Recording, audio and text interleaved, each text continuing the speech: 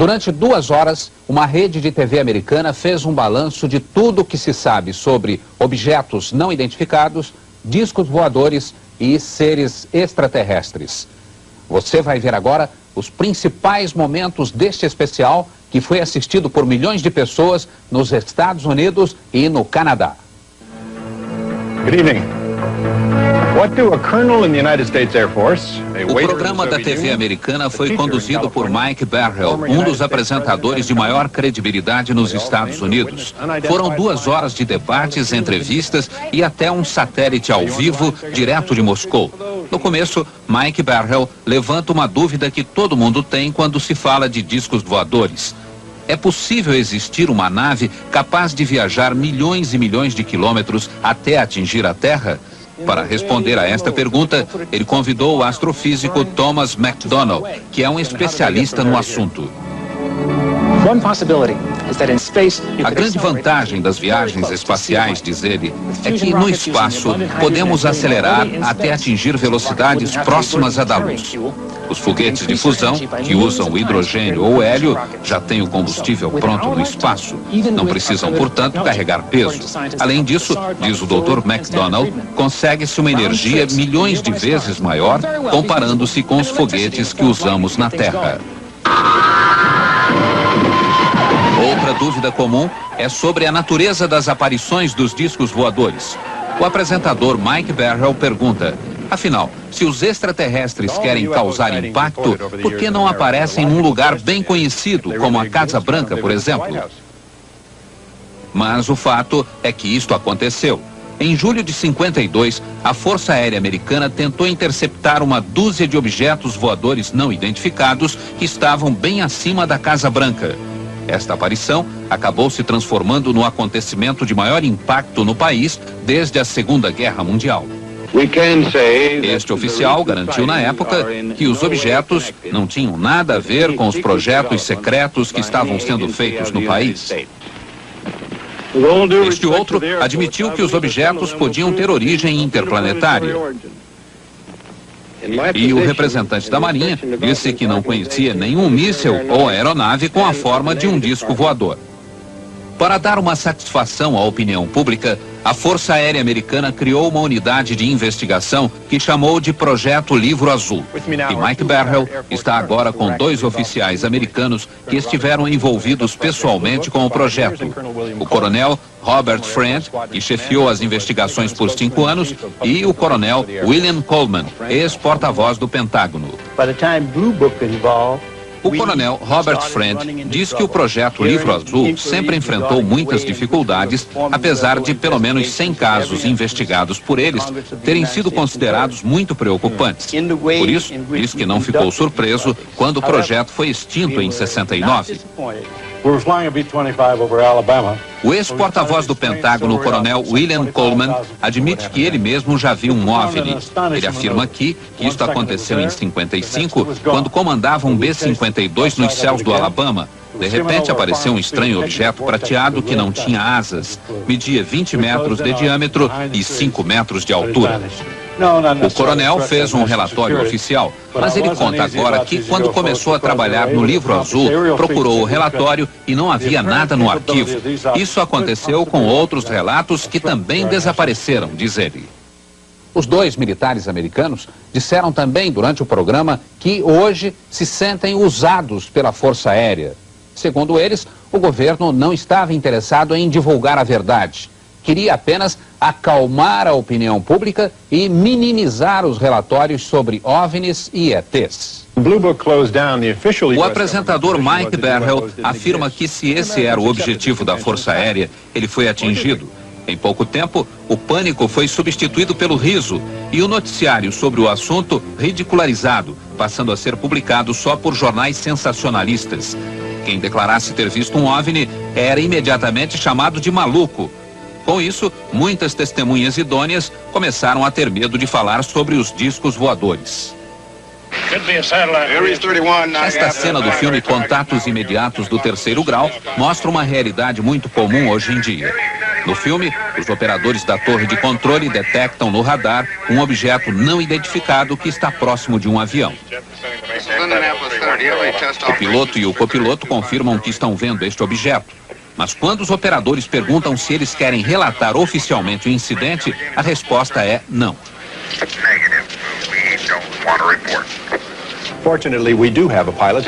O apresentador Mike Barrell está agora com um dos poucos pilotos dispostos a falar sobre OVNIs. É o capitão Neil Daniels, que voou na United Airlines por 35 anos. O capitão Neil conta que estava pilotando um avião de São Francisco para Washington em março de 77, quando viu uma luz muito forte à esquerda do DC-10. Os instrumentos de bordo, diz o capitão, passaram a marcar rumos diferentes e uma força qualquer puxava o avião para a esquerda. De repente, o objeto desapareceu numa velocidade espantosa e o capitão lembra que o tempo todo o copiloto dizia: não quero ver, não quero saber.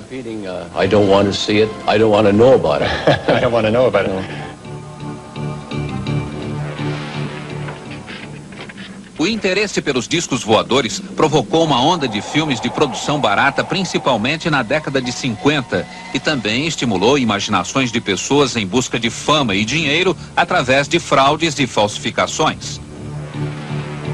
O autor deste filme jogou discos e objetos em frente à máquina fotográfica.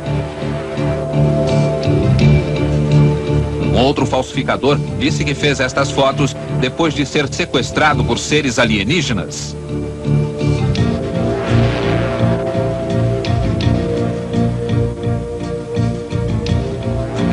Neste pequeno aeroporto da Virgínia, foi filmada uma sequência com um disco voador. Era fraude.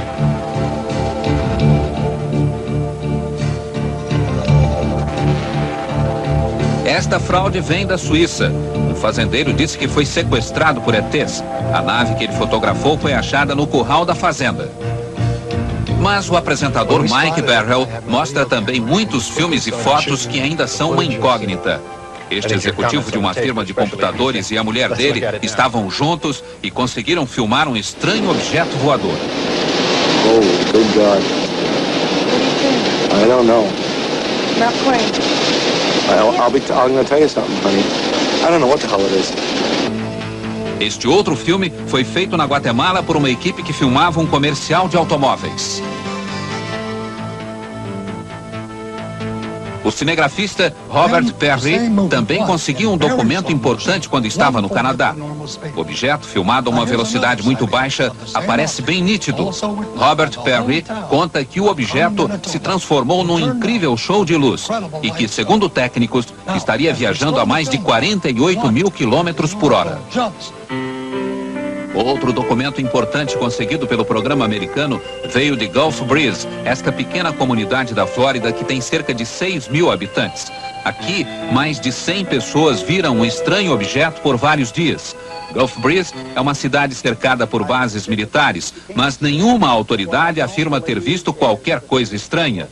A maioria das testemunhas foi reunida pela produção do programa num auditório local e levantaram o braço quando o repórter perguntou quem tinha visto um OVNI. How many people in this room tonight have seen a UFO? Raise your hands, please. O apresentador Mike Barrell diz que um dos moradores de Gulf Breeze, chamado Ed, tirou muitas fotos do OVNI, mas fez questão de não aparecer. E aqui estão as fotos de Ed. Segundo ele, um estranho raio de luz o paralisou. Ed levitou um pouco e depois caiu. Esta é a foto mais famosa de Ed, que ele tirou uma semana depois, através do para-brisa do caminhão. O OVNI está pairando a menos de 1 metro do chão, a ponto de se ver o reflexo no asfalto. Ed também conseguiu fazer este filme, escondido atrás das árvores no jardim de casa. Reparem como o objeto vai de um lado para o outro.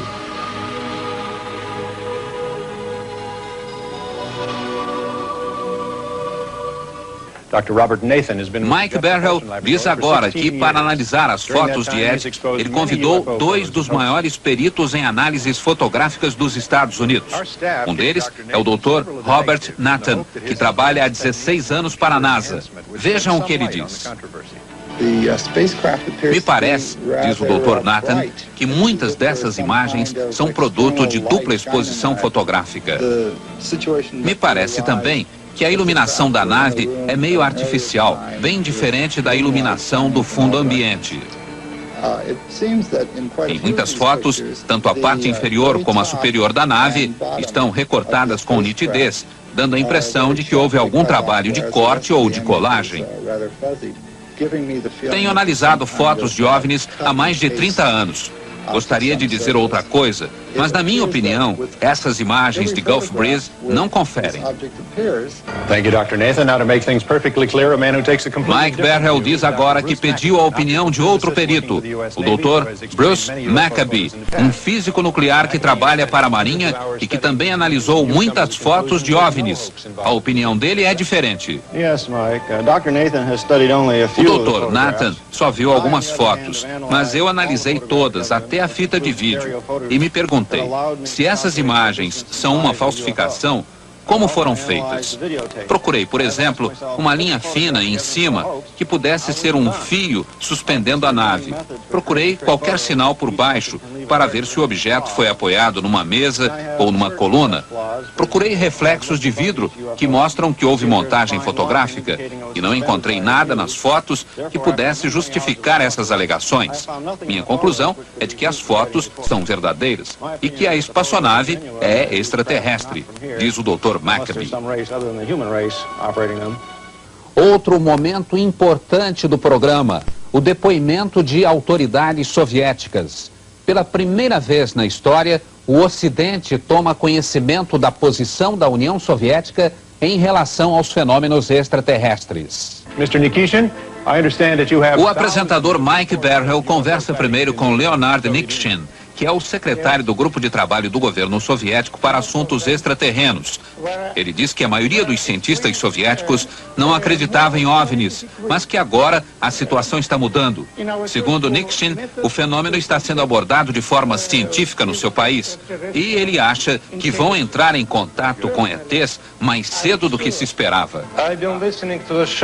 O outro soviético é Sergei Bonlantsev, um jornalista da agência de notícias TASS, que é especialista em OVNIs. Sergei diz a Mike Berhel que o relato confiável mais recente aconteceu em 85. O piloto de um avião comercial notou um feixe de luz que iluminava totalmente o solo, uma luz tão forte que chegava a cegar as pessoas. O ponto de luz, diz Sergei, voou para longe do avião e começou a balançar da direita para a esquerda e de cima para baixo. Finalmente, voou ao lado do avião como se fosse uma escolta. Os passageiros viram tudo e o objeto também foi detectado nas telas de radar da região. Sergei mostra agora esta foto feita na Bulgária em 78. Um casal estava tomando café quando viu isso. A foto foi feita com uma câmera Polaroid. Sergei informa que este outro OVNI foi visto perto de Murmansk, no norte da Rússia, quase na fronteira da Finlândia. Vocês vão ver agora um momento dramático do programa. Os depoimentos de 3 pessoas que teriam sido sequestradas por seres extraterrestres. Para garantir maior veracidade a esses depoimentos, todas foram hipnotizadas. As 3 testemunhas nunca se viram. Mas o estranho é que as histórias são muito parecidas. Rosemary é pintora e artista gráfica. Mora no East Village, em Nova York. Ela machucou o joelho e agora se recupera do acidente. Al Hassine mora no Bronx, também em Nova York, com a mulher e a filha de 12 anos. Ele trabalha na companhia telefônica e gosta de tocar guitarra. Liza Salviano mora em Nova Jersey, tem 28 anos, é casada e está grávida. Liza trabalha como secretária. As entrevistas foram feitas por 2 especialistas, a psiquiatra Raima Leibel e o pesquisador Bud Hopkins.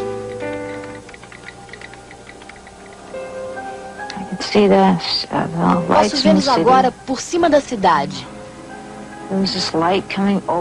Tem uma luz muito brilhante. Muito intensa. Quero ver o que é, mas não consigo.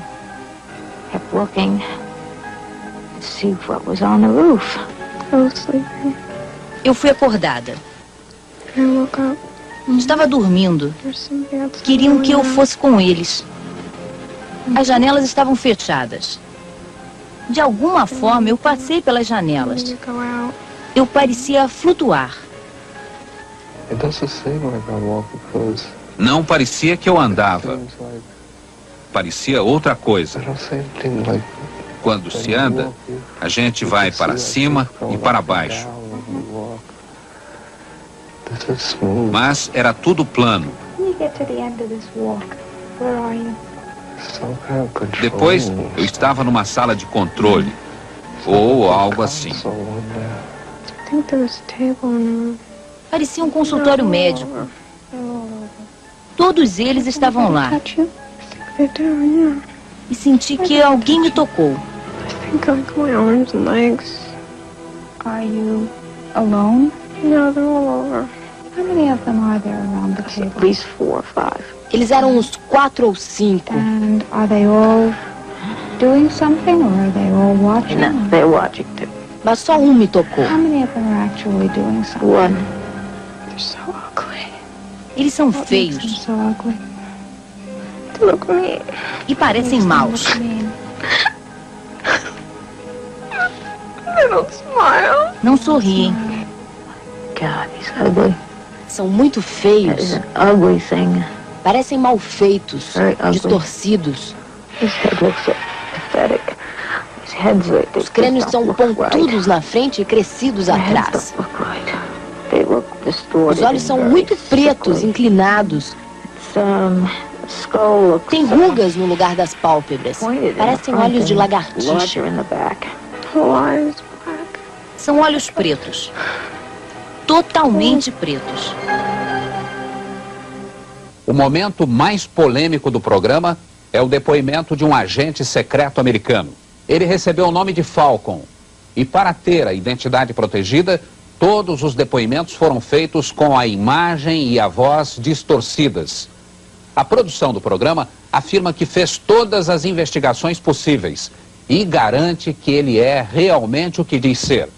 Um agente ligado a um serviço ultra-secreto que investiga fenômenos extraterrestres, o MJ-12. O agente Falcon diz que o MJ-12 foi criado pelo presidente Truman na década de 50 com o objetivo de conseguir informações sobre OVNIs e submeter estas informações à investigação científica.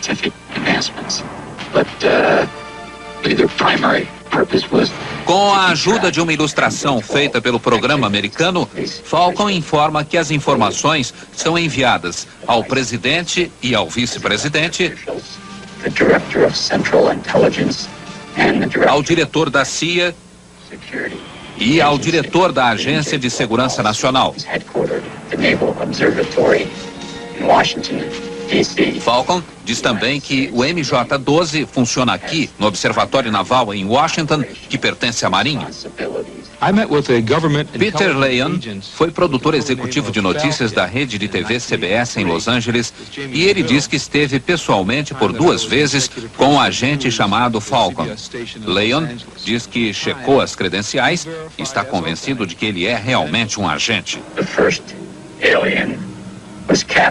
Segundo Falcon, o primeiro grande incidente envolvendo extraterrenos aconteceu em 47 no Novo México.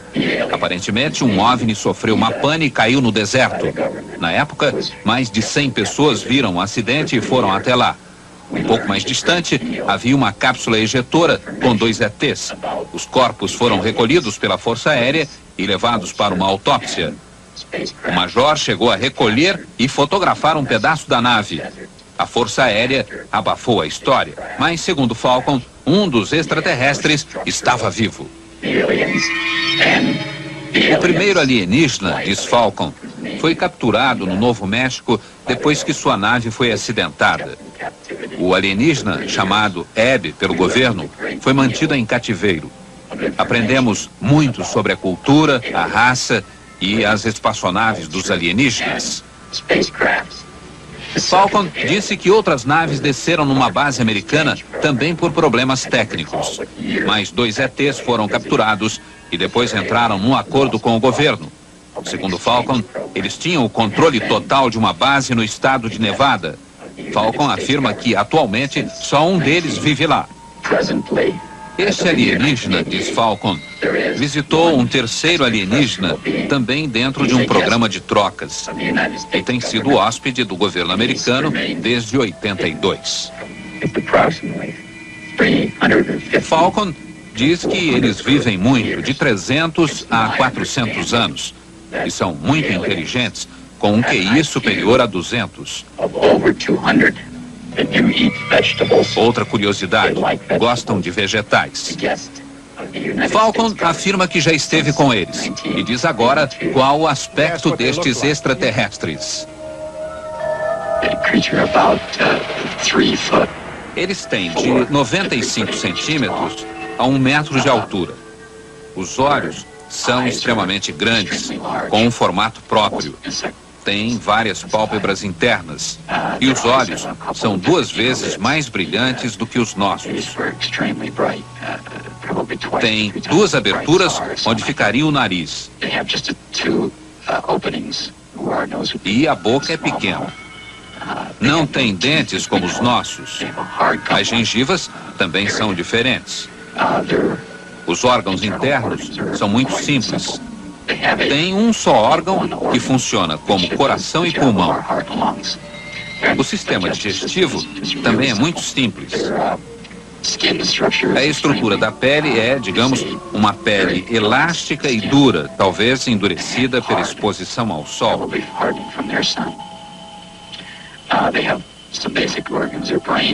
O cérebro é maior e mais complexo do que o nosso, tendo várias voltas a mais. Os olhos são controlados pela parte de trás da cabeça.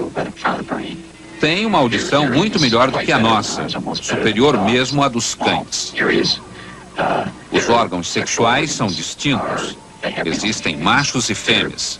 A bexiga é que se encarrega da função excretória.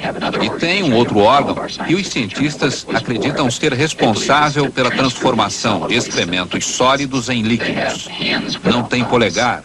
As mãos só têm 4 dedos. Os pés são pequenos e parecidos com as mãos.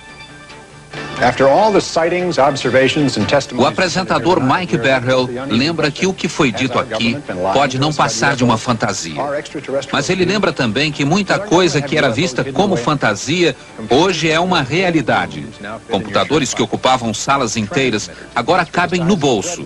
Transistores do tamanho de um pão de forma agora têm o tamanho de uma abelha. E hoje em dia, diz Berhel, podemos enviar mais informações usando um feixe de luz do que Thomas Edison conseguia transmitir por 5 dias através de 1000 toneladas de fio de cobre. Mike Berhel reafirma que tudo o que se diz sobre OVNIs e ETs não pode ser visto como uma verdade científica, e sim como uma especulação. Mas a especulação, diz ele, também pode funcionar.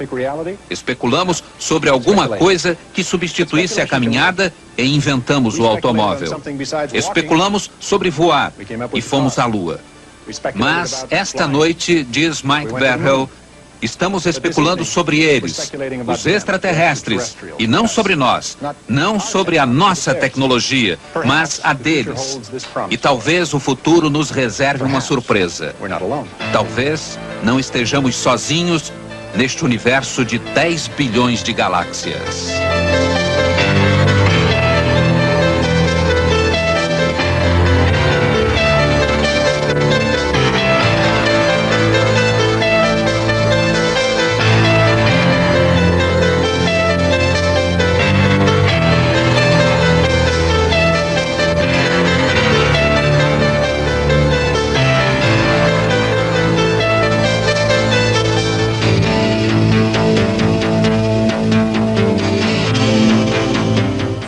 Novas imagens de objetos voadores não identificados no sul de Minas Gerais. Várias testemunhas afirmam ter visto luzes estranhas no céu esta semana em Varginha, a mesma cidade em que teria aparecido um suposto ET. Em todo o Brasil, cinegrafistas amadores também estão registrando fenômenos que até agora não têm explicação. Esta luz foi vista no céu de Varginha na quinta-feira. Testemunhas afirmam que o estranho objeto se movimentou durante 45 minutos. Não pode ser um avião? De maneira alguma. O avião não fica parado, né? Mas e uma estrela?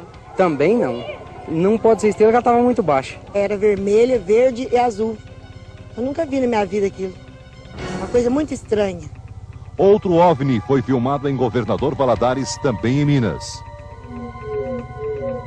O administrador do aeroporto de Governador Valadares, comandante Pedro Augusto, afirma que não se trata de balão meteorológico e diz que nenhum avião sobrevoava o espaço aéreo da cidade naquele momento.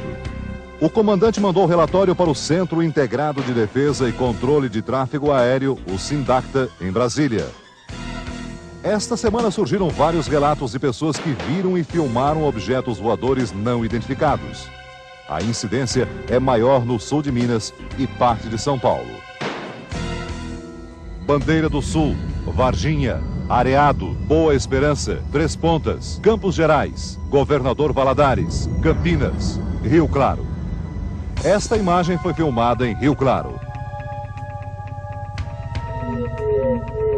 Mas as estranhas luzes foram vistas em outros pontos do país. Manaus. Uma luz que ela tem o tamanho de um carro pequeno, assim, de onde a gente estava observando. Ela estava a uns 2 metros, pairando sobre o solo, movimentos bem suaves, não muito bruscos, e tinha a forma de um ovo deitado. Porto Velho. Igi, Paraná, também em Rondônia. Percebemos aqui nessa direção, entre essas duas árvores, havia uma certa luz que se movimentava no espaço, e essa luz, frequentemente, ela mudava a sua intensidade. Tinha hora que ficava mais clara, tinha hora que escurecia, e várias colorações. Objetos voadores não identificados também foram filmados em Campo Largo, perto de Curitiba. Nós mostramos as fitas para o presidente da Associação Nacional dos Ufólogos, um representante das mais de 4.000 pessoas que estudam a aparição dos chamados OVNIs no Brasil. E ele garante: não é balão, com certeza, pelo que a gente observou, não é um avião. Não, existem características de luzes nos aviões que não aparecem ali. Não são fenômenos meteorológicos convencionais. E eu descarto também. Não são astros? Eu descarto a possibilidade de serem astros também. Numa primeira análise, dá para dizer o quê? São objetos não identificados. A verdade está próxima. Para estes dois radialistas da cidade de São José dos Pinhais, mesmo sabendo que há muitas fraudes, quanto maior for o mistério que cerca os chamados OVNIs, melhor. A maior parte das pessoas que juram ter visto objetos não identificados não tem registro do fato, apenas uma história para contar. E foi abrindo espaço para estes depoimentos que esta rádio ganhou a audiência no horário das 10h30 à meia-noite, aqui na região de Curitiba. Depois que o primeiro programa foi ao ar, há um mês, o telefone do estúdio não parou mais de tocar. Os locutores conversam com ouvintes do país inteiro. Programa UFO Arquivo Confidencial, nós vamos a mais uma participação esta noite. Você está falando da onde, João? Estou falando de Joaçaba, Santa Catarina. Que objeto que você viu, João? Descreva pra gente. Eu vi uma bola iluminada passando por cima do teto da minha casa e em questão de segundos ela desapareceu. O caso mais recente e que ainda não foi analisado é o registro deste cinegrafista. Ele estava gravando um programa de TV sobre artesanato, com a câmera na direção da Serra do Mar, a 40 quilômetros de Campo Largo. Nesta cena, a gente pode ver atrás do boneco 2 manchas escuras se movimentando lentamente. E logo em seguida, um objeto no formato de um charuto, com 6 anéis dos lados, passando em alta velocidade. Um detalhe misterioso que o próprio câmera só notou mais tarde, na hora da edição das imagens. Eu acho, na minha opinião, que era um OVNI mesmo. Eu acho. Principalmente qual? Principalmente o de baixo, o grandão que passa. O que passa rápido. O formato de formato de um charutinho, que passa muito rápido embaixo.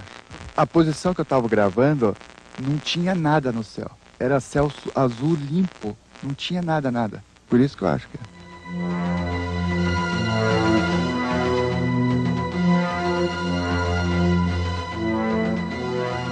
O pesquisador Claudeir Covo está acompanhando de perto a ocorrência de tantos fenômenos estranhos nos céus do país. Ele tem um grande arquivo de imagens de OVNIs filmados em várias partes do mundo.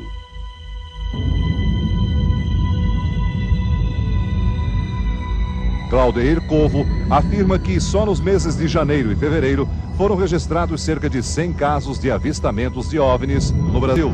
Nós acreditamos que nesses 2 primeiros meses de 96, nunca tivemos algo semelhante desde o início do século. Essas informações estão chegando aqui no Instituto Nacional. Nós estamos fazendo uma coleta, juntando esses dados, estamos processando algumas imagens já via computador.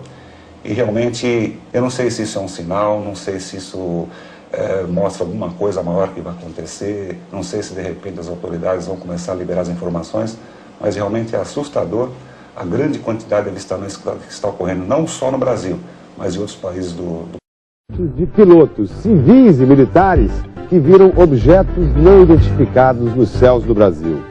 As aparições deixam dúvidas até em profissionais com milhares de horas de voo.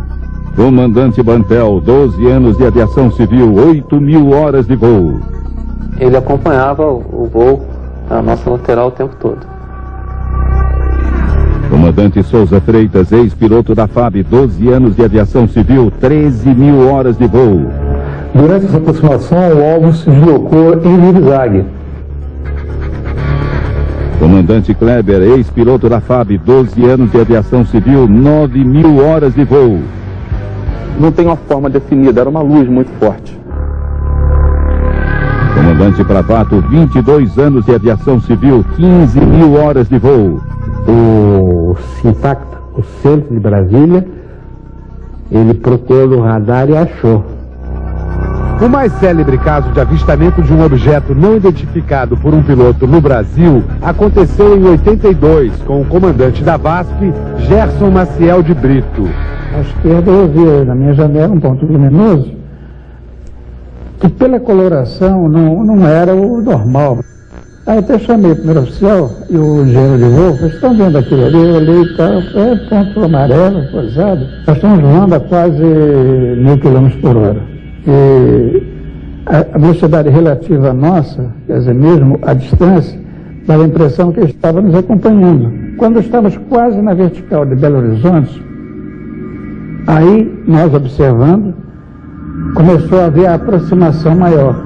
Quer dizer, começou a vir o ponto, começou a aumentar a intensidade de luz, compreende? Aí pude delinear o objeto, vamos dizer, fisicamente, não só a emanação da luz, como o perfil, como fosse dois pratos superpostos, do tamanho de uns 2 jumos, assim, enormes.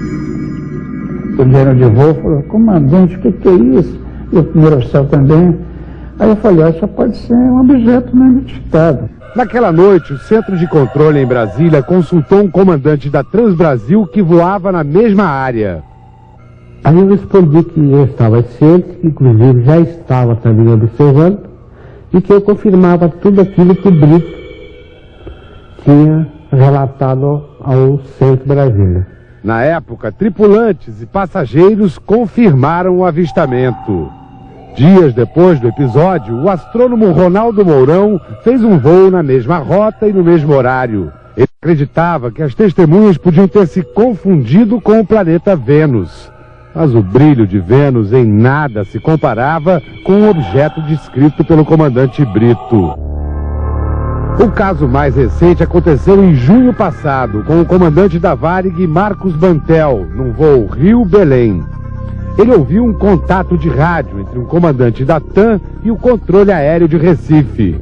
Era um relato de avistamento. Observei também o fenômeno. Uma luz muito forte, né? Mais que qualquer estrela, mudando de cor. Branco, vermelho e azul, mudando alternadamente. Então aquilo durou durante uns 10 minutos. E a aeronave da TAM, quando a gente falava em luz vermelha, ela conseguia ver que as luzes vermelhas, se não me engano, estavam na parte de baixo do objeto. A intensidade da luz era aproximadamente de 5 a 10 vezes o que seria do planeta Vênus.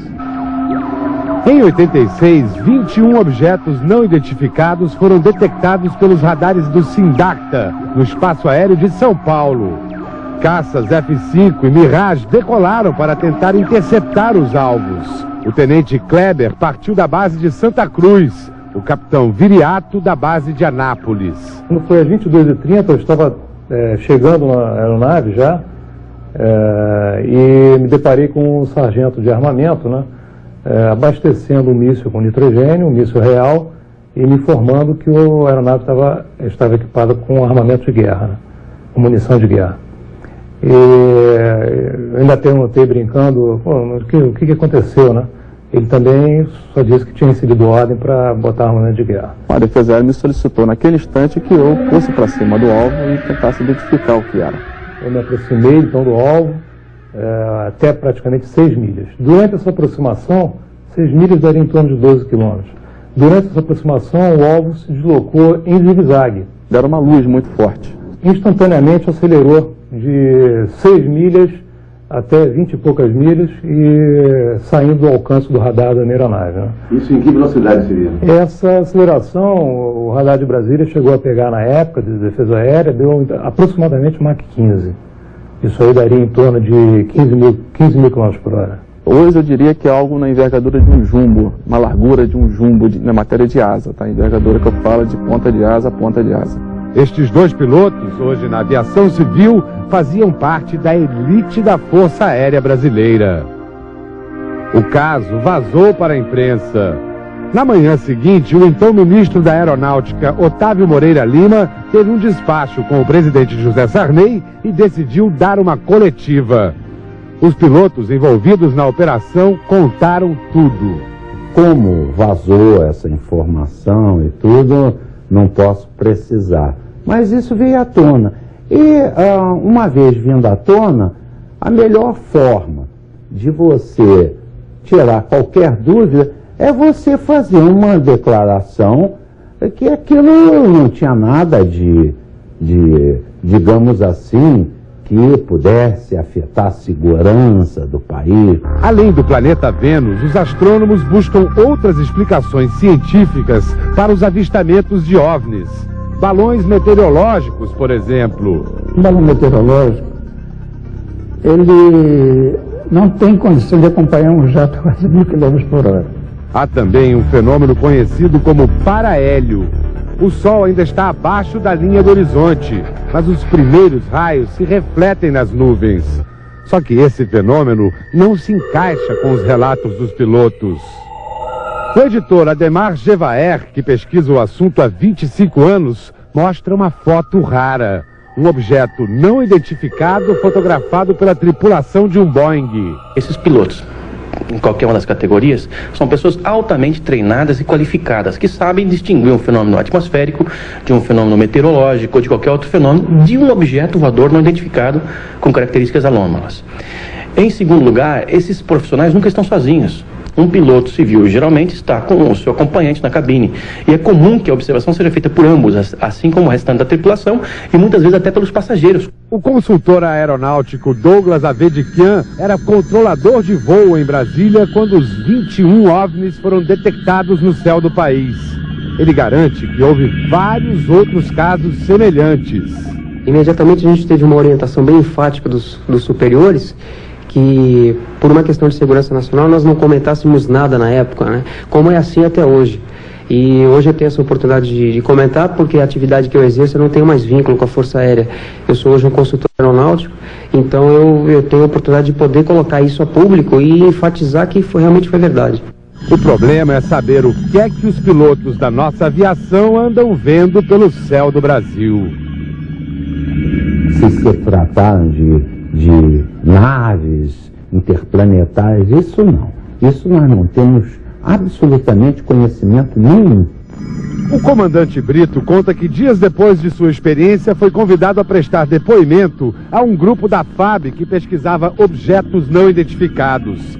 E ouviu a seguinte frase do comandante da equipe. A Força Aérea não permite que a gente entre em contato com a imprensa para informar essas coisas, mas você pode ter certeza que tem coisas incríveis gravadas em Brasília.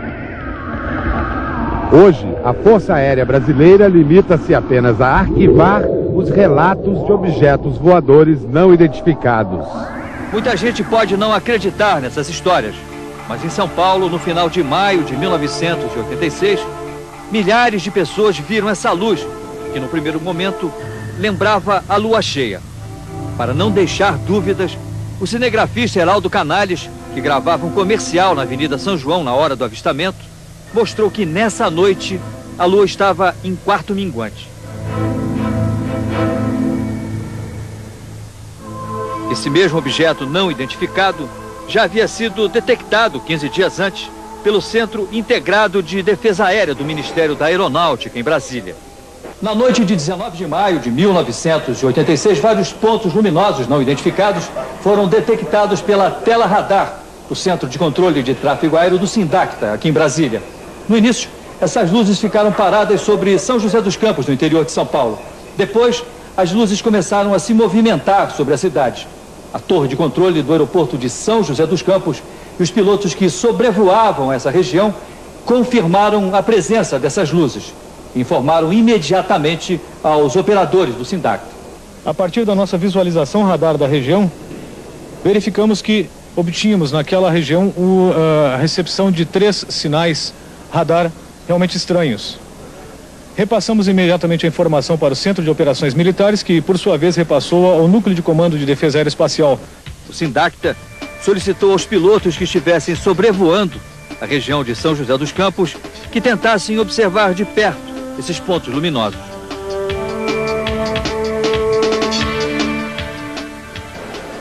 Um desses pilotos foi o então presidente da Embraer, Coronel Osiris Silva. Estava se aproximando da cidade quando foi acionado pelo Sindacta. Quando eu cheguei próximo a São José, eu voltei a falar com o Centro Brasília e o Centro me disse que tinha um alvo não reportado, quer dizer, um alvo desconhecido no radar. Aí eu falei com o Centro, ok, vou voar na direção dele. De fato, eu vi um objeto luminoso no espaço, parecia um astro normal. Eu voei na direção dele e após 5, 6 minutos de voo, fiquei com a impressão de que ele começou a esmaecer, a perder a intensidade e o brilho. Perguntei ao copiloto, ele teve a mesma impressão, continuamos a voar e até que ele foi esmaecendo de fato e desapareceu. Os operadores continuam acompanhando a movimentação dos pontos de luz na tela do radar. 22 horas e 33 minutos. O Centro de Defesa Aérea autoriza a partida do primeiro caça da base aérea de Santa Cruz. Esse F-5 era pilotado pelo Major Jordão. Eu me dirigi em direção à luz, em direção ao alto mar, e não senti me aproximar, nem senti que ela se deslocou em qualquer direção, e também não tinha contato radar dela. E pela distância que Brasília falava que estava havendo contato, era para eu ter o contato no radar da minha aeronave. Não tive contato. Aí o meu combustível ficou crítico para retorno a Santa Cruz, aí eu retornei.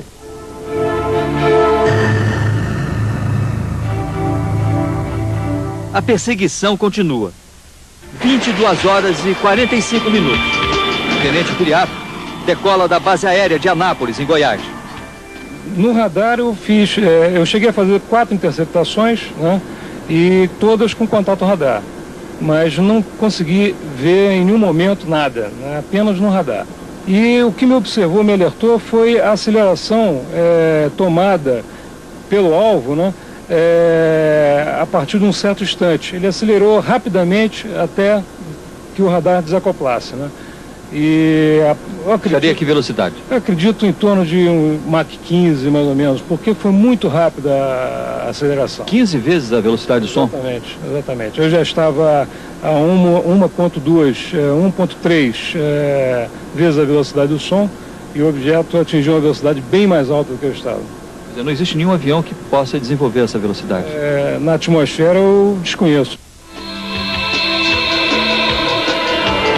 O ministro da Aeronáutica, na época, Brigadeiro Moreira Lima, criou uma comissão especial para investigar o que aconteceu naquela noite em São José dos Campos. A conclusão que se chegou é que tinha ocorrido realmente um fenômeno e que não foi possível verificar a causa, a origem desse fenômeno. houve realmente algo diferente, estranho, mas não pudemos chegar a uma conclusão definitiva.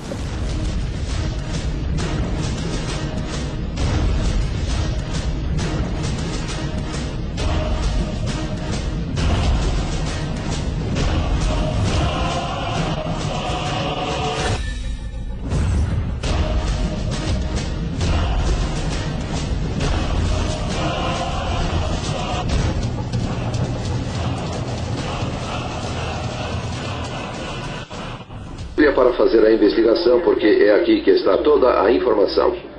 O mundo pôde ver hoje pela primeira vez arquivos surpreendentes de objetos voadores não identificados. Que este ano decidiu abrir todos os arquivos sobre discos voadores. As informações e imagens divulgadas com a possibilidade de visitas de seres extraterrestres. Surpresa durante um jornal na rede britânica de TV BBC. Um objeto voador não identificado passou diante das câmeras enquanto o apresentador falava ao vivo. Um objeto brilhante passou pela webcam do programa Breakfast News, enquanto Corin Briggs lia as manchetes.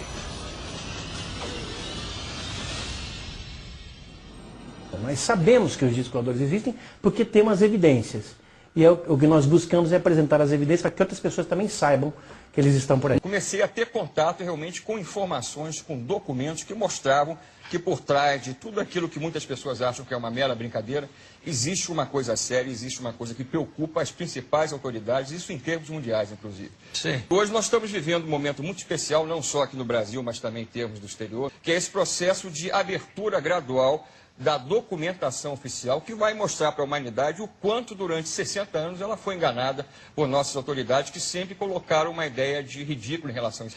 Nós tivemos acesso também a documentos reservados, confidenciais e secretos, que o livro também publica, isso por baixo dos panos, porque esses documentos não poderiam chegar nunca às minhas mãos, que não é uma crença, existe uma evidência documentada, que não é só nacional, mas também internacional. Esses estudiosos dizem que não se importam com os outros e que vão examinar os materiais porque são cientistas. É aqui que está toda a informação. New York City, by the year 2000, it'll be a sacrifice. An offering.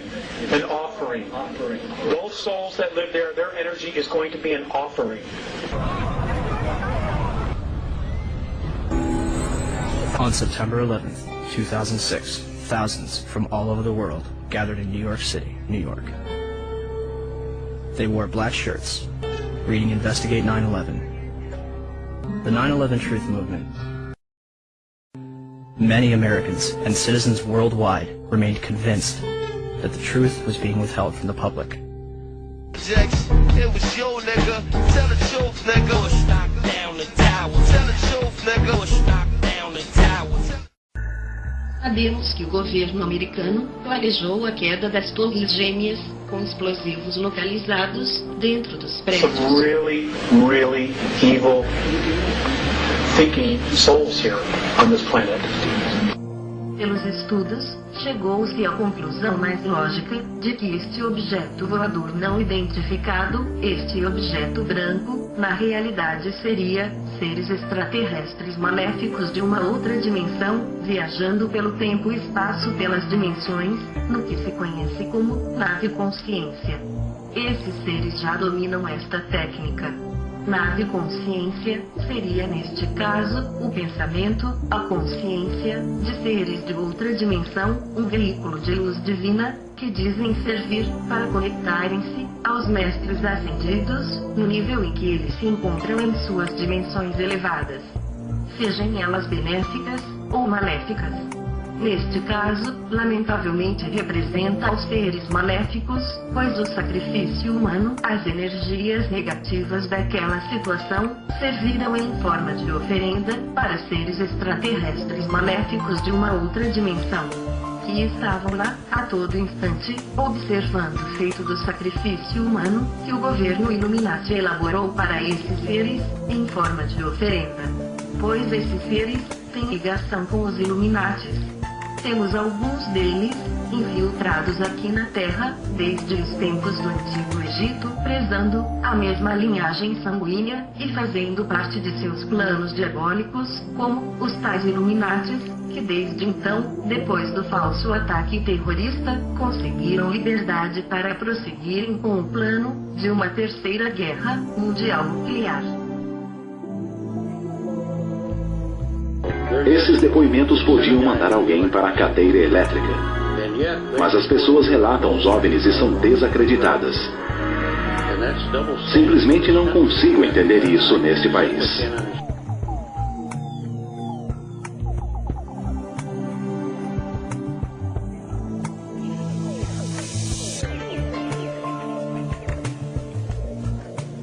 Oh, up there!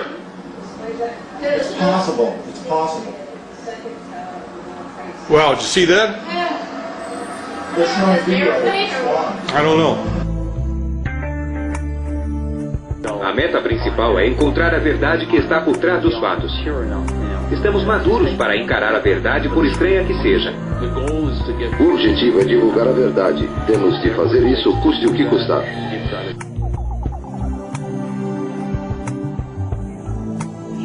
Há muitas evidências sob a forma de estudos científicos, casos com vestígios físicos, avistamentos com diversas testemunhas e registros de radar.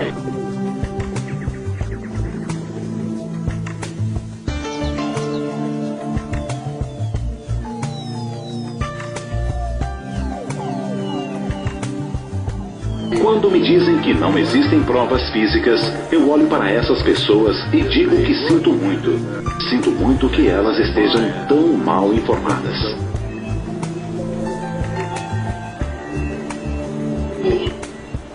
Aumento do volume.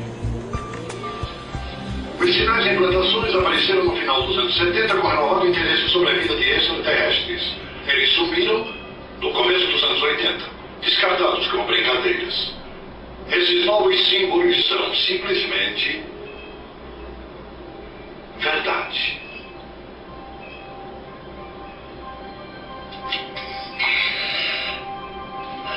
Extraterrestres.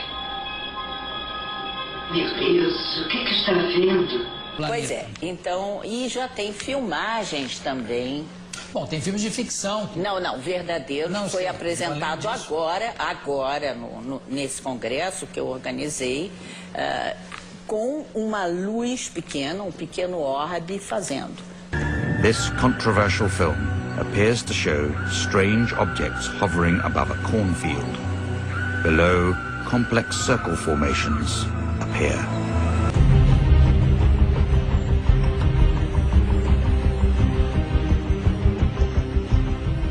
Gary King, que é um dos pesquisadores famosos, ele trouxe um filme que eu fiquei atônita vendo, onde ele estava presente. A luz veio e fez em segundos essa maravilha.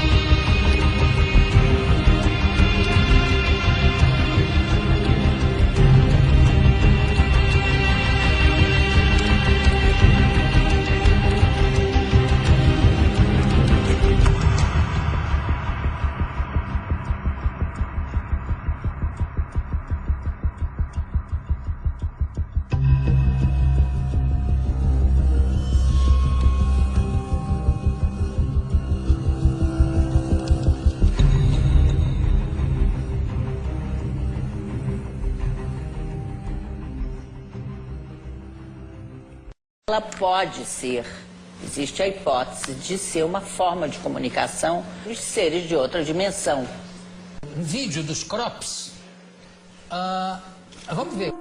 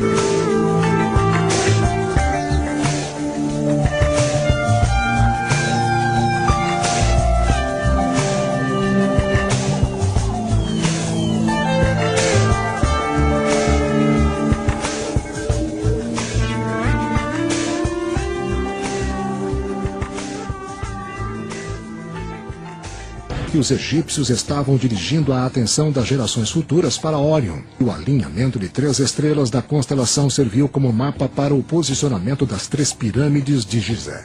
Se você desenhar uma linha ao longo da diagonal das 2 maiores, o resultado é que a terceira, a pirâmide menor, está fora dessa linha.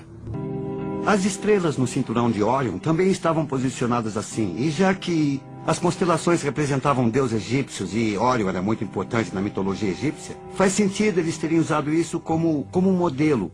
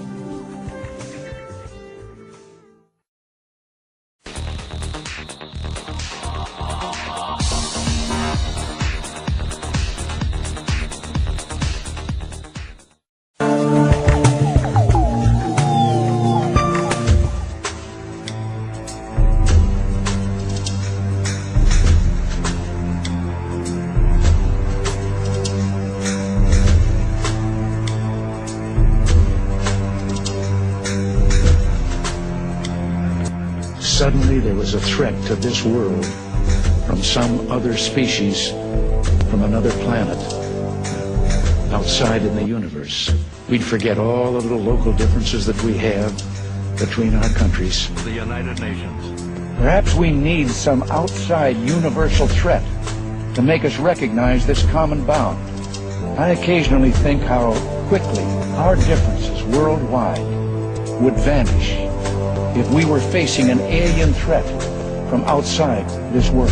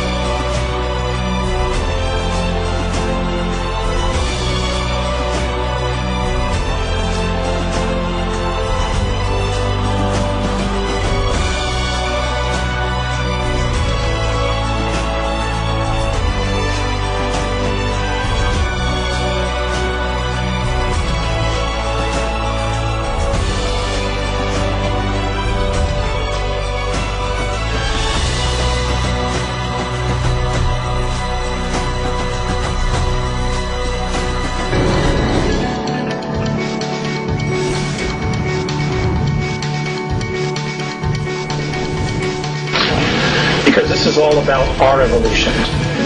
Because the minute we wake up and we take a step back, detached, and see our situation for what it really is, they've lost control. It ends there the minute we awake. That's just spirit. They're just folks on the other side, beings on the other side who are trying to help.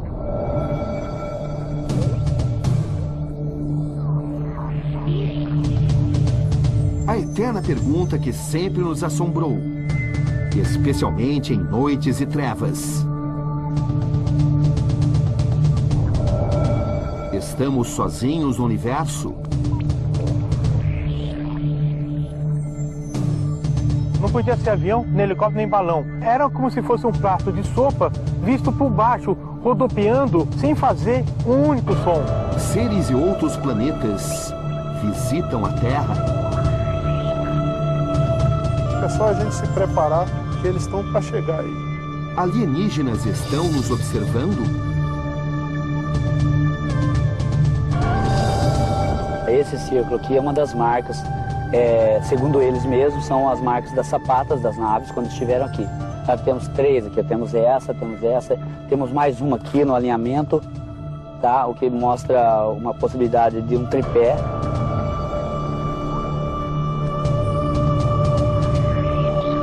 O que dizem os ufólogos? Eu acredito em vida extraterrestre, que nós somos visitados por seres de outro planeta. O que pensam os cientistas? Do ponto de vista de um físico, a vida inteligente deve ser muito pouco provável. O que acredita esse brigadeiro da reserva? Responsável pelo espaço aéreo brasileiro por 6 anos. O senhor acredita em disco voador? Não, eu acredito. O senhor demorou para responder. Eu acredito em fenômenos inexplicados. Pela primeira vez na história do Brasil, o governo libera documentos de 3 décadas de monitoramento do espaço aéreo. A Força Aérea sabe que essas coisas estão vindo de fora, né? Mas não sabe dizer de onde vem, o que eles querem, o que eles vieram fazer aqui. E as revelações são surpreendentes.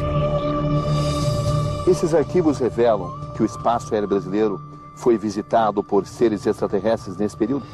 Revelam que objetos não identificados circularam no espaço aéreo brasileiro.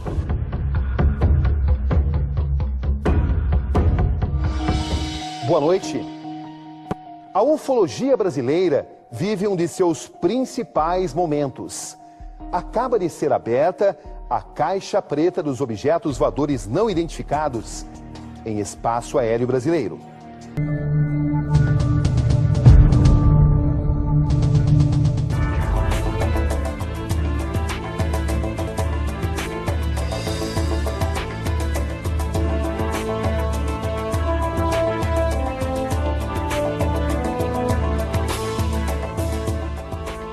Quem tiver algum local onde pousou um OVNI, que ficou uma marca estranha no local, primeira coisa, isolamento desse local. Por que o isolamento? Para evitar qualquer tipo de alteração que alguém possa fazer, até sem querer. E esse isolamento é necessário para que a gente possa fazer uma perícia inicial, uma análise preliminar no local. Paulo Aníbal é um caçador de OVNIs, objetos voadores não identificados. Biólogo de formação, ele vasculha os locais onde surgem sinais de aparições. Isso começou com o meu primeiro avistamento, tem quase 24 anos atrás, que eu vi 5 objetos prateados em cima de um prédio, na cidade de São Paulo, na Zona Oeste. Não podia ser avião, nem helicóptero, nem balão. Era como se fosse um prato de sopa visto por baixo, rodopiando, sem fazer um único som. E com movimentos, cada um desses um movimento próprio. Um ia para a direita, para a esquerda, outro ia para o outro lado. Chegou um dado momento, mais ou menos depois de 10 minutos, se juntaram e foram com velocidade alta para cima, sumiram. O espaço aéreo brasileiro é invadido por OVNIs?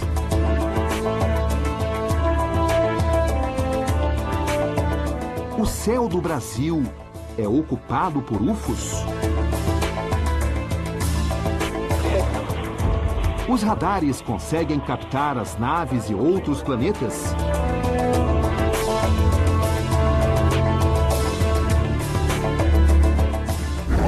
Pela primeira vez na história do Brasil, o governo libera documentos de 5 décadas de monitoramento aéreo.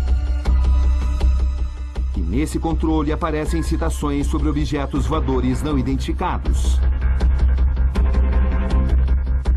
4.000 páginas de revelações ufológicas.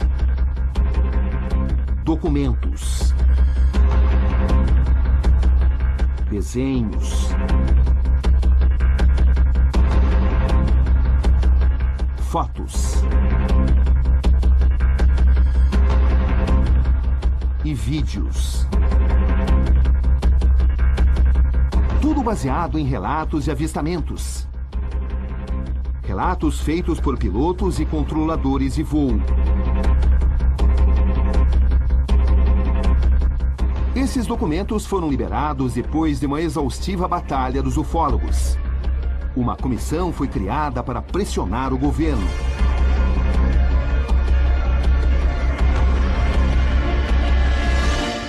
Olha, um dos pontos que a gente coloca como fator importante dessa liberação é o conhecimento científico, né? Conhecimento científico, conhecimento histórico, para finalmente todo mundo tomar conhecimento disso, correr atrás, que é um direito da população que se interessa por esse fenômeno. Os documentos estão disponíveis no Arquivo Nacional. Um dos mais relevantes é o da chamada Operação Prato. Veja trechos de um dos depoimentos do piloto. Dia 28 de novembro de 1978, Tomé Açu, Pará. Quando iniciada a descida, observou-se o deslocamento de um objeto voador não identificado. O OVNI manteve-se em voo nivelado por um período de 4 minutos, com a mesma velocidade da aeronave. Em seguida, subiu em ângulo acentuado, em grande velocidade. Agora repare esse trecho. O relator não observou detalhes estruturais devido ao seu estado emocional decorrente do avistamento. Nesse outro documento, o relato chama ainda mais atenção. Corpo luminoso de cor amarelo avermelhada, brilho intenso, deslocando-se a baixa altura, baixa velocidade. Acelerou até atingir grande velocidade. Forma de um prato com vértice acentuado na parte inferior, intensamente brilhante de cor vermelha. A Operação Prato foi realizada pela Força Aérea Brasileira em 1977 e 78, em Belém do Pará. O comandante da operação foi esse homem, Coronel Irangê Holanda. A missão era verificar a ocorrência de estranhos fenômenos com luzes estranhas, relatados pela população do município de Colares. O fenômeno ficou conhecido como chupa-chupa. Os militares montaram uma base em Colares e passaram a vigiar o espaço aéreo dia e noite. Era a tentativa das Forças Armadas para explicar o chupa-chupa. Havia uma série de relatos de pessoas que tinham sido atingidas por uma luz e que julgavam que ele estivesse sugando o sangue das pessoas. Porque realmente, depois a gente foi verificar, tinham algumas, principalmente mulheres, no seio esquerdo, uma marca como se fosse 2 furos de agulha, tá? E em torno, uma mancha castanha, como se fosse uma queimadura de iodo, tá? As pessoas diziam que tinham sido sugadas, o sangue tinha sido sugado, uma parte, uma parcela pequena do sangue tinha sido retirada. Então passaram a apelidar de chupa-chupa por causa desse fato. Conforme a missão avançou, o coronel teve um contato imediato e segundo grau. É o que ele garante. Olha para cima, nós olhamos, aí o herói brasileiro tremeu nas calças, porque eu olhei e tinha um troço enorme em cima da gente, um disco preto, escuro, parado em cima da gente. Não estava mais de 150 metros de altura. E fazia um barulho assim de ar-condicionado. E alguma vez assim, aparecia esse barulho de bicicleta, aquela catraca de bicicleta. Fazia um barulho assim como se fosse uma catraca de bicicleta quando você pedala ao contrário. Tá? Aquele troço parado com aquela luz no meio. Uma coisa muito grande. Eu acredito que uns 30 metros de diâmetro. Tá? Aquele troço parado em cima da gente. Nós ficamos olhando e ele logo em seguida começou a emitir uma luz amarela muito forte. Esse homem comandou por 2 anos o CONDABRA, Comando de Defesa Aeroespacial Brasileiro. Por 4 anos ficou à frente do alto comando da Força Aérea. Hoje na reserva, o brigadeiro José Carlos Pereira ajudou a Comissão Brasileira de Ufólogos a pressionar o governo para liberar os documentos. Por que durante tanto tempo essas informações ficaram sob sigilo? Olha, isso nós temos que voltar após a Segunda Guerra Mundial e a Guerra Fria, onde toda e qualquer aparição, qualquer fenômeno estranho que acontecesse no planeta, sempre era visto como uma arma secreta soviética, uma arma secreta americana.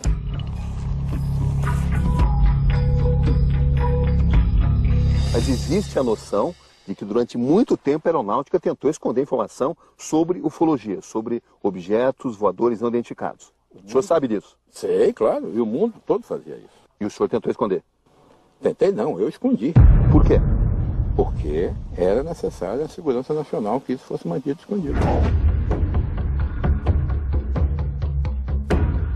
Esses arquivos revelam que o espaço aéreo brasileiro foi visitado por seres extraterrestres nesse período?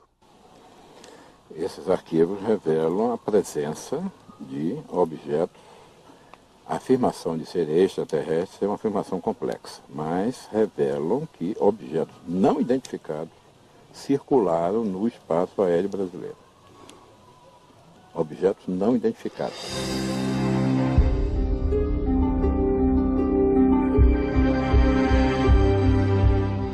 O senhor confirma que a Operação Prato existiu? Claro que existiu. O senhor conheceu bem o comandante Urangel Holanda? Conheci. Em 1997, apenas 3 meses depois de dar esta entrevista, o coronel Holanda foi encontrado morto em sua casa. A polícia tratou o caso como suicídio. O senhor acha que ele pode ter sido vítima do fenômeno que ele testemunhou? Diretamente não, mas talvez um efeito catalisador, sim. É uma espécie de gota d'água, certo? Talvez pelo ele não ter conseguido obter a explicação daquilo. Eu falei, um obcecado pela perfeição, por chegar ao fim da missão. Né? Ele tinha essa obsessão. Se eu recebi uma missão, eu tenho que chegar ao fim dela. Isso pode ter sido, não posso te afirmar isso, mas um feeling diz que isso pode ter agravado um quadro já tumultuado.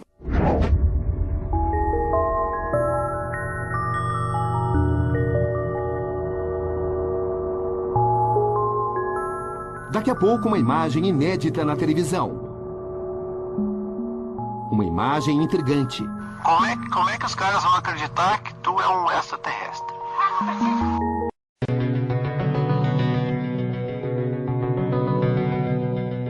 Voltamos a falar dos arquivos liberados pelo governo que tratam de aparições de OVNIs, objetos voadores não identificados.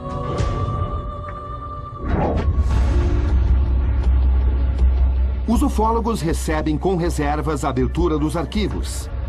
Para eles, muita coisa misteriosamente ficou de fora.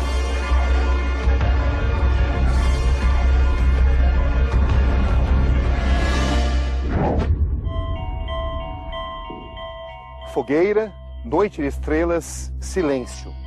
Os principais ufólogos brasileiros esperaram durante 30 anos por um momento como esse. A chance de questionar, cara a cara, o homem que controlava os arquivos da aeronáutica brasileira. Esse é o momento.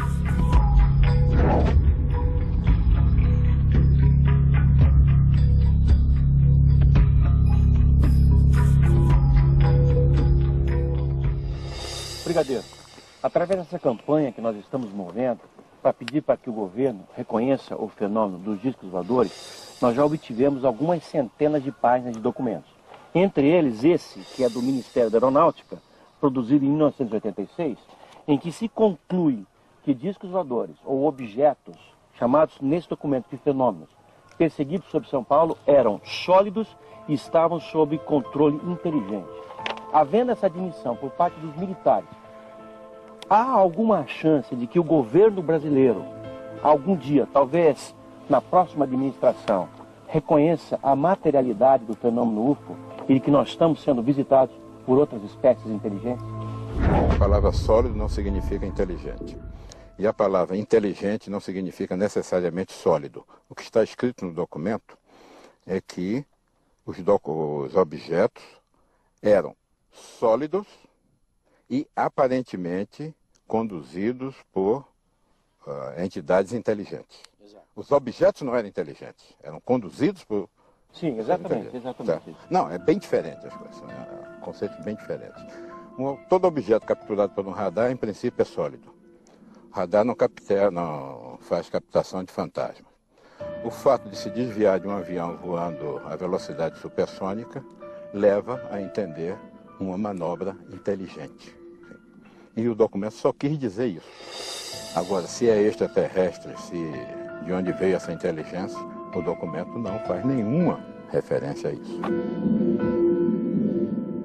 O senhor acredita que toda essa documentação gerada pelos militares brasileiros possa estimular o governo a vir admitir que nós estamos sendo visitados por outras espécies? Eu considero uma coisa profundamente arriscada um governo, seja ele qual for, afirmar peremptoriamente que o seu país está sendo visitado por extraterrestres. Eu acho muito mais prudente, muito mais sensato, muito mais sólido e muito mais inteligente que ele diga que o seu país está sendo sobrevoado por objetos que ele não tem competência para identificar. E apelar à ciência do mundo, rezar para que a ciência do mundo pesquise, vá a fundo nisso e descubra a origem dessas coisas.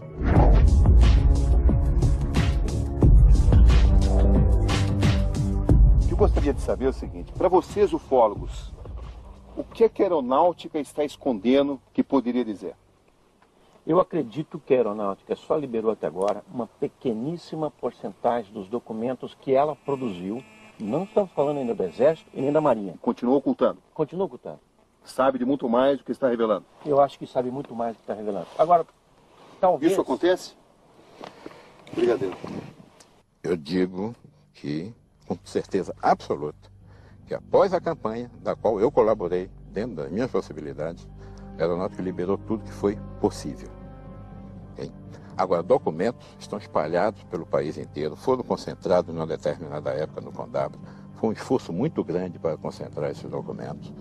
Houve o máximo de apoio possível da aeronáutica aos ufólogos. Documentos foram entregues no momento oportuno. Tudo que foi possível se fazer foi feito.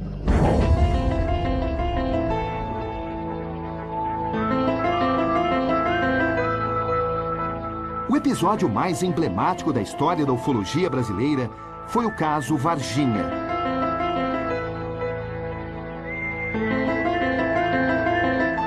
Cidade de Varginha, sul de Minas Gerais. Às 8 horas da manhã do dia 20 de janeiro de 1996, o Corpo de Bombeiros recebia uma chamada telefônica anônima. A pessoa do outro lado da linha relatava que tinha avistado uma estranha criatura em um parque da cidade. Liliane, Valquíria e Kátia foram as 3 meninas que avistaram a criatura. As 3 garotas, visivelmente abaladas emocionalmente, reafirmaram o relato diversas vezes. Segundo descrição dos bombeiros ao chegarem ao local, eles viram um ser de 1,5 metros de altura, com olhos vermelhos e pele marrom.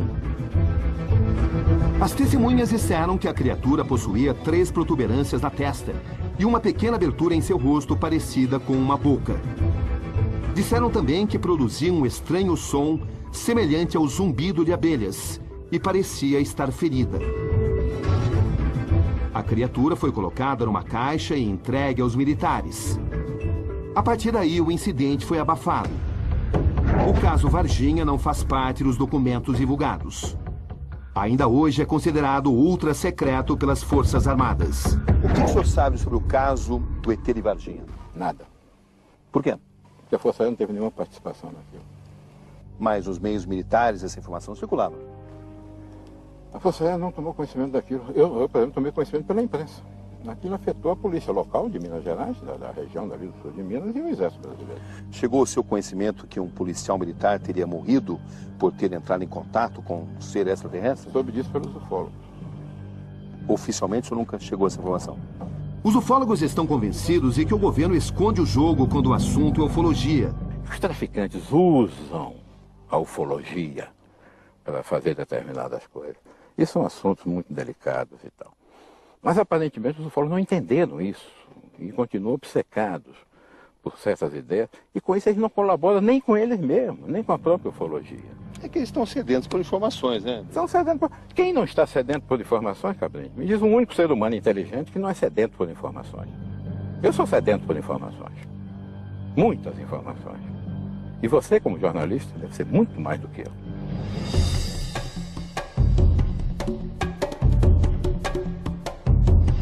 Continua achando que a aeronáutica está escondendo o jogo? eu não diria escondendo o jogo, mas as informações mais contundentes, documentando a presença desses objetos em nosso espaço aéreo, certamente estão ainda sendo retidas. O que nos interessa são os dados ufológicos dessas ocorrências.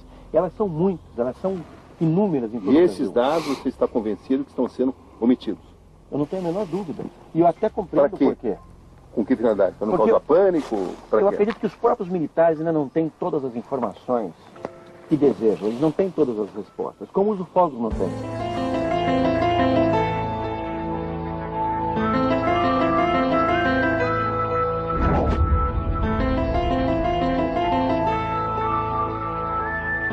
Mistério no interior de São Paulo. Um objeto voador não identificado surge no céu de Lençóis Paulista. As imagens foram gravadas por um cinegrafista amador.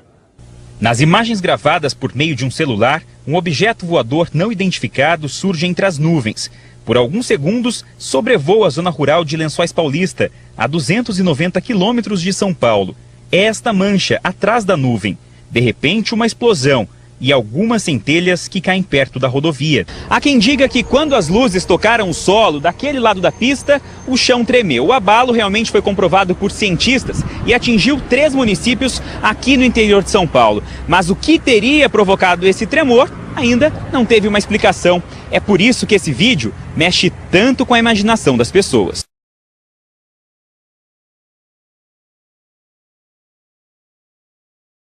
Há quem diga que quando as luzes tocaram o solo daquele lado da pista, o chão tremeu. O abalo realmente foi comprovado por cientistas e atingiu 3 municípios aqui no interior de São Paulo. Mas o que teria provocado esse tremor ainda não teve uma explicação. É por isso que esse vídeo mexe tanto com a imaginação das pessoas.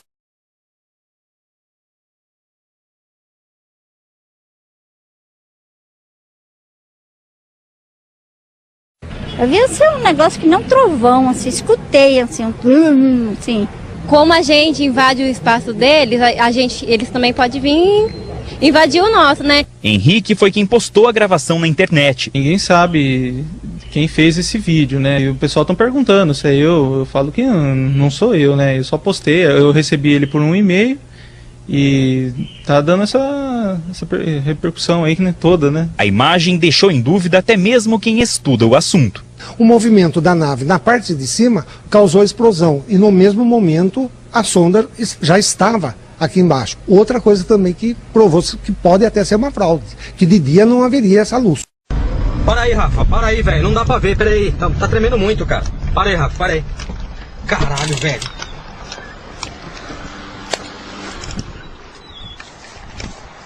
Caralho, velho. Puta, onde que tá agora, pô? Olha lá, olha lá.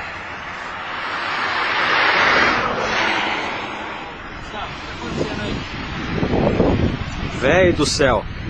Falei que eu tava vendo alguma coisa. Lá do teu lado, lá, pô. Nem 4 horas ainda, velho. Dá tempo de ir pra Lençóis e voltar pra Bauru ainda. Olha isso, velho. Olha isso.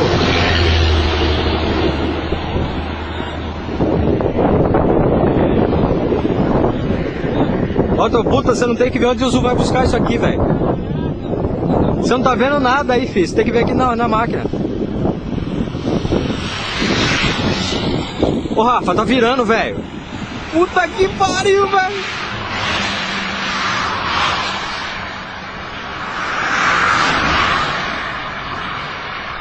Ah, essa porra dessa bateria tá acabando, bicho. Caralho, velho, tá descendo, porra. Pera aí, para de ser medroso, caramba! Puta que pariu, bicho! Tá tremendo pra caralho, bicho!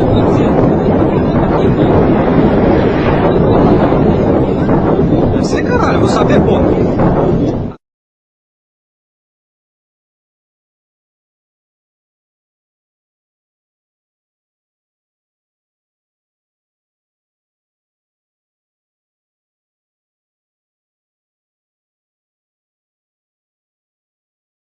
Open your mind, open your mind, open your mind, open your mind.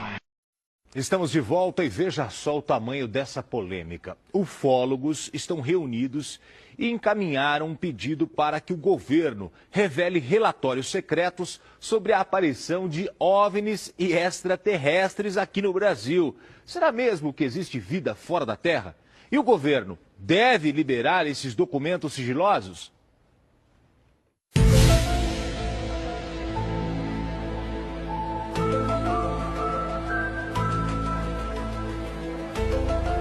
Nos céus da Itália, um objeto voador não identificado. O OVNI faz uma série de movimentos e aparenta estar em baixa velocidade. Ufólogos de todo o mundo estão certos de que é um disco voador. Você vê que ele tem baixa altitude, a nuvem está passando por cima dele, ele tem um aspecto bem definido, reflete o brilho do próprio ambiente. Não houve uma fraude digital aí, o que infelizmente é muito comum hoje. Mais de 95% das filmagens que estão disponíveis na internet são fraudes digitais. Cenas parecidas foram gravadas na Serra da Cantareira, em São Paulo. Durante o dia, algo estranho sobrevoa a capital e atrai a atenção dos moradores. O vídeo que a gente recebeu na época, ele constatou que não era montagem. Pode até ser um aeromodelo, pode até ser um balão bem feito, mas o vídeo em si não é montagem. Ele é real. Em Peruíbe, marcas feitas no chão levaram esse ufólogo até o litoral paulista. O biólogo Paulo Aníbal é um especialista em evidências físicas de extraterrestres. Já examinou dezenas de lugares em todo o país. Ele não tem dúvidas de que esses sinais foram deixados por alguma nave espacial. A ufologia é um estudo que atrai milhões de pessoas no mundo inteiro. Para os adeptos, é uma ciência que se preocupa com os registros, com os dados e experiências relacionadas aos OVNIs. Os ufólogos reúnem uma coleção imensa de supostas evidências da vida fora da Terra. No Brasil, um grupo que se reuniu em Foz do Iguaçu, no Paraná, quer avançar nessa polêmica. Ufólogos de todo o Brasil apresentaram uma reivindicação que, segundo eles, pode ser reveladora. Com base na Lei de Acesso à Informação, eles querem conhecer todos os documentos das Forças Armadas sobre OVNIs. Os ufólogos acreditam que os militares podem ter uma caixa preta com dados, relatos e provas, não só da existência de discos voadores, mas das visitas que eles já fizeram por aqui. Esse ufólogo é o responsável pelo documento. Ele afirma que as informações divulgadas até agora pela aeronáutica mostram apenas uma parte do que existe nos arquivos brasileiros entre os anos 50 e 2010. A comunidade ufológica brasileira já está tentando abrir esses documentos secretos há muito tempo. Desde 1997, que nós fizemos a nossa primeira iniciativa, e depois em 2004. De lá para cá, nós temos conduzido uma campanha chamada UFOS Liberdade de Informação Já. Nós agora, através da Carta de Foz do Iguaçu, estamos pedindo ao governo para que, além dessas 4.500 páginas, sejam abertos os demais arquivos que nós sabemos que são numerosos. Essas 4.500 páginas são apenas a ponta do iceberg. Em nota, o Ministério da Defesa afirma que já recebeu o documento e que até o fim da semana vai decidir sobre o encaminhamento do pedido. Ademarge Vaerd diz que a ufologia precisa analisar todos os detalhes. Nós queremos que a aeronáutica entregue todos os seus documentos. Hoje nós estamos em 2013, com essa lei da transparência, não tem mais cabimento que esses documentos sejam retidos. E queremos que o Exército e a Marinha, que não compareceram, que não fizeram nenhuma liberação, o façam. Em especial o Exército, que entregue os papéis relativos ao caso Varginha, que se refere à queda de uma nave com a captura de seus tripulantes em Minas Gerais em 1996. O especialista em evidências físicas apoia o movimento. Ele ainda relembra um fato da história recente da aviação brasileira, que os ufologistas cobram uma explicação. Foi uma ocorrência muito interessante que houve na Ilha de Colares na década de 70, onde os OVNIs atacavam pessoas com suas luzes. Isso foi produzido mais de 200 páginas de documento oficial conhecido como o Boletim da Operação Prato. Mas existe muito mais do que isso. Fotos que eles tiraram, filmagem que eles fizeram e também a pesquisa relacionada com o solo, que muitos deles pousaram.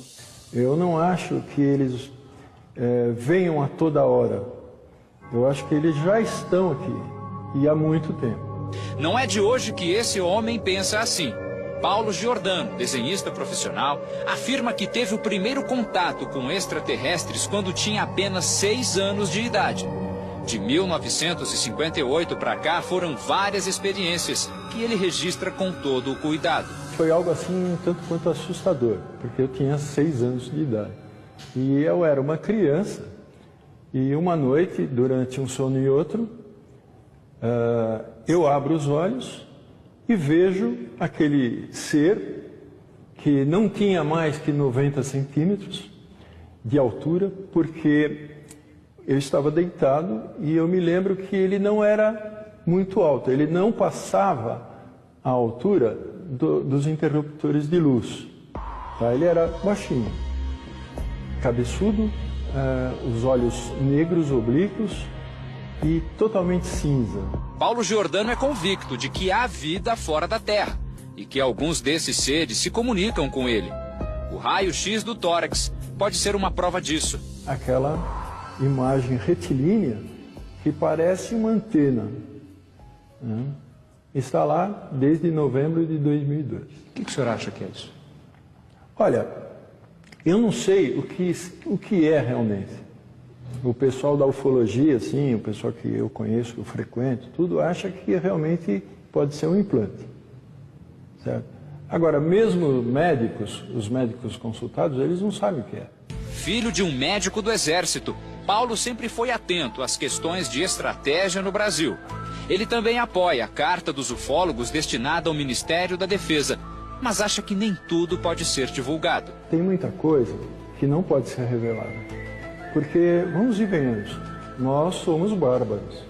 Se você está na rua, a pessoa bate no vidro para te assaltar e te mata, se abrir, vamos dizer que tenha um armamento muito adiantado, tudo, é óbvio que o ser humano vai querer tirar proveito disso daí. Ainda não há uma resposta que convença a ciência de que eles, de fato, já passaram por aqui. A vida fora da Terra é um enigma que intriga a humanidade há milênios. Uma dúvida que atravessa séculos e séculos de história. Depois de reconhecer a existência de vida extraterrestre, a NASA resolveu preparar astronautas para se comunicar com alienígenas. Os detalhes com a correspondente Laís Duarte. Símbolos, desenhos, imagens misteriosas. Sinais que até hoje são encontrados em vários cantos do mundo. O mais recente foi descoberto no último domingo em Ipuaçu, oeste de Santa Catarina. Foram feitos numa plantação de trigo. Os mais antigos datam do século XVII. Cientistas defendem que 80% desses agroglifos, como são chamados, são montagens, fraude, mas consideram que 20% são mensagens de outra forma de vida, já que não há marcas da mão do homem. Porém, até hoje, o significado desse fenômeno é um mistério. A NASA acredita que esses desenhos são feitos por aliens como preparação para um futuro contato. Essa teoria está neste livro sobre comunicação extraterrestre da Agência Espacial Americana, lançado há 4 meses.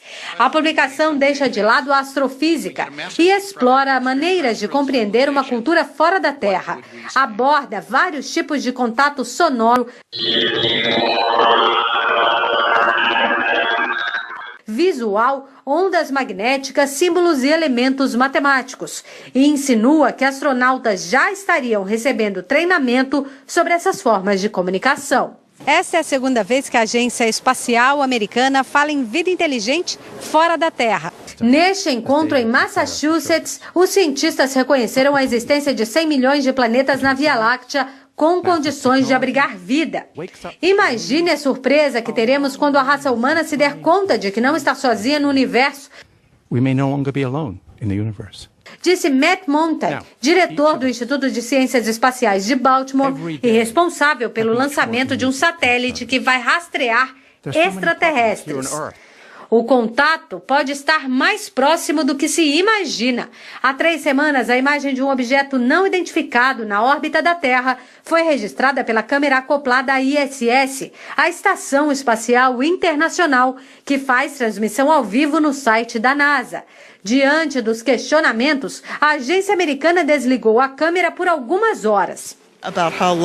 Para Kathleen Lewis, a curadora do Museu Espacial de Washington, é mesmo uma questão de tempo. Ela conta que telescópios espaciais e satélites rastreiam água e combinações químicas que permitam a existência da vida. Procuram encontrar planetas parecidos com o nosso. E afirma: eu gostaria que encontrassem vida.